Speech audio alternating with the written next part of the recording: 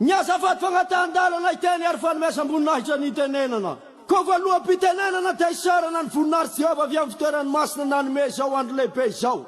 Ary ny tsingy nalefa amin'ilay naserako asamakagna amin'iny koa sika. Hagnaisa mizoro manatrika atoana dia saray aman-dreny fa zanaka ary sazoko ny fazandriny. Ko araky ny teny manao hoe ny tonga samiaraba ho namany tesa ary ny lasa samanao veloma namany sosotra. Ko arabaina aby asika mianakavy natratra ny andro mazava fa izao.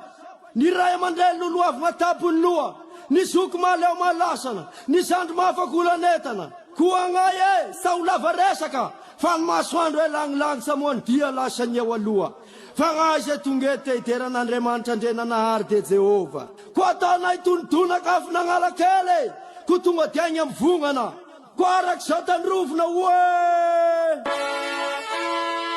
olomena fahefana naterako mpandesy izao onirany Jesosy re unampitafinana wandwani olomena fahefana naterako mpandesy izao onirany Jesosy re unampitafinana wandwani Niasani satana niasani debule nareti naretate fanyerni Jesosy ego niasani satana niasani debule nareti naretate